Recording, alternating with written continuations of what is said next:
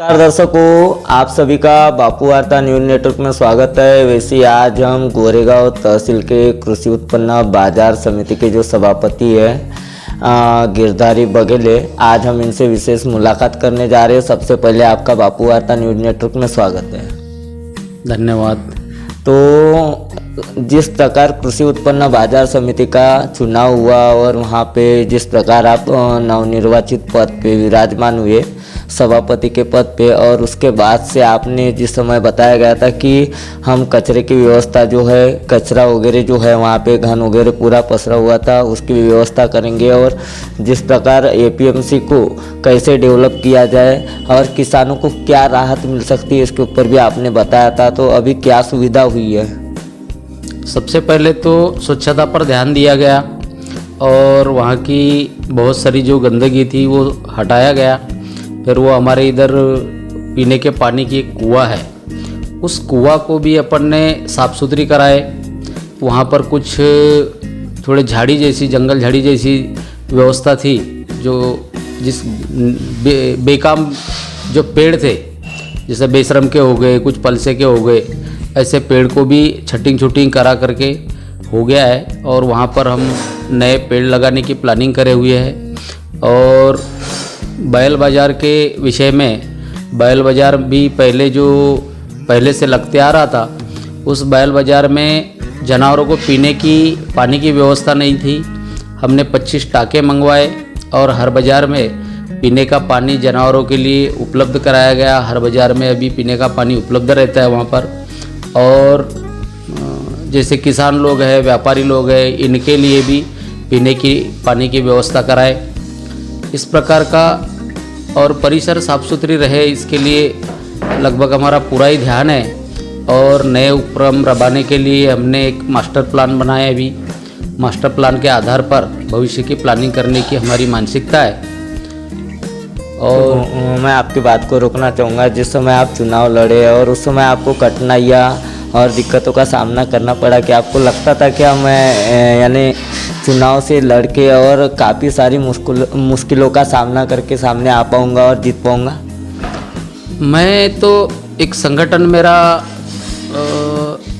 बचपन से ही मेरे पास संगठन की कौशल्य कला रही है।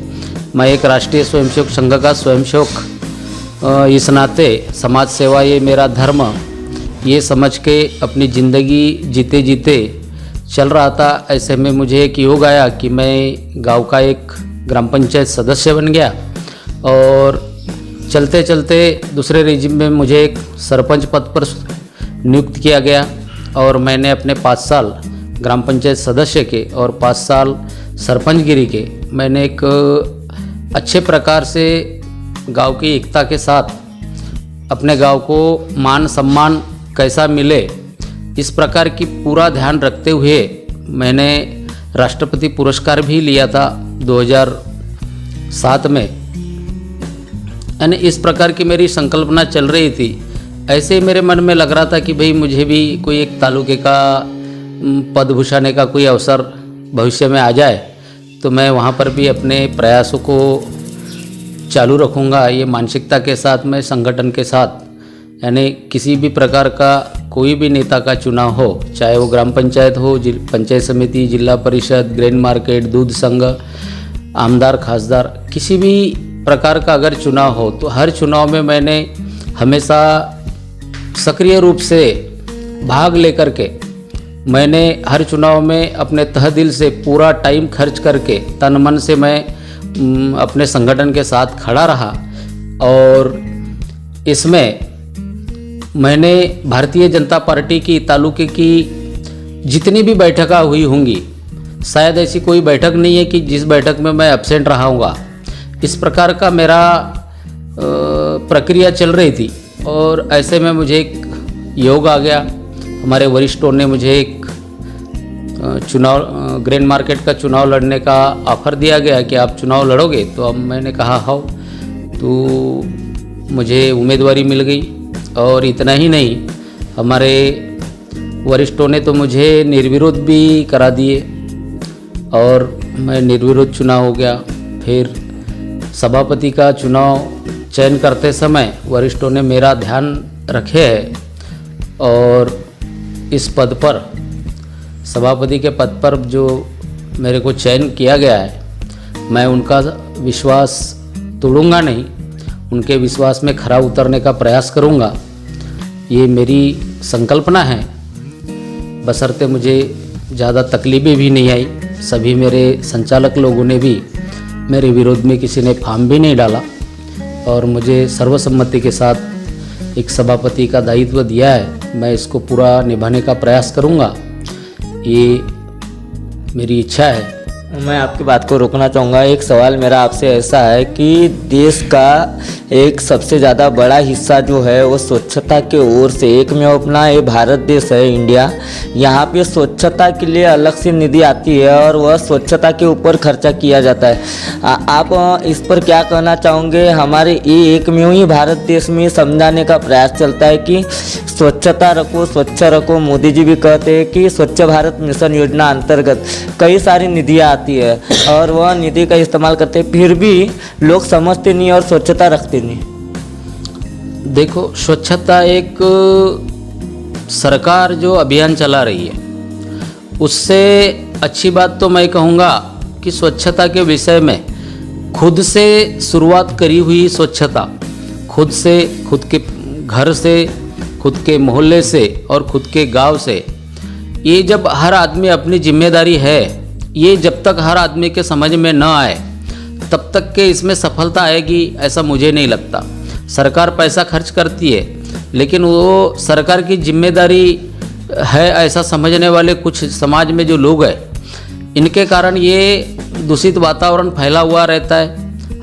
हर आदमी अगर अपनी जिम्मेदारी समझ लेगा कि स्वच्छता मेरी, स्वच्छता मैंने करना चाहिए, और यहाँ से जब हर आदमी ने शुरुआत किया, तो जैसे मेरी मानसिकता है कि मैं खुद स्वच्छ रहूँ, मेरा घर स्वच्छ रहे, मेरा परिसर स्वच्छ रहे, तो ऑटोमेटिक पूरा तालुका और तालुका के बजाय जिला, जिले से पूरा देश स्वच्छ हो जाएगा। ये मेरी सोच है और इसलिए मैं सभी मेरे भाइयों और बहनों और मेरे बच्चों से और समाज के सभी लोगों से मेरा निवेदन है कि स्वच्छता अपने से ही शुरुआत करें और स्वच्छता के ऊपर विशेष ध्यान रखें, क्योंकि ये स्वच्छता रखोगे तो आपका सेहत तंदुरुस्त रहेगा।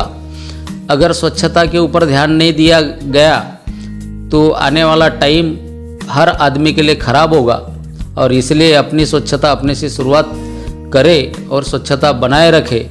यही आम पब्लिक से मेरी गुजारिश है कि स्वच्छता पर विशेष ध्यान दें। और अभी बारिश का मौसम लग रहा है, जहाँ जहाँ पानी वानी रुकता है वो पानी न रुके, और कहीं रुकता भी है तो उसके ऊपर अपने पास बहुत सारी दवाएं हैं, उसका इस्तेमाल करें, उसका छिड़काव करें ताकि गंदगी दूर रहे, और गंदगी से बचने का एक सावधानी रखने के लिए खुद की जिम्मेदारी समझे।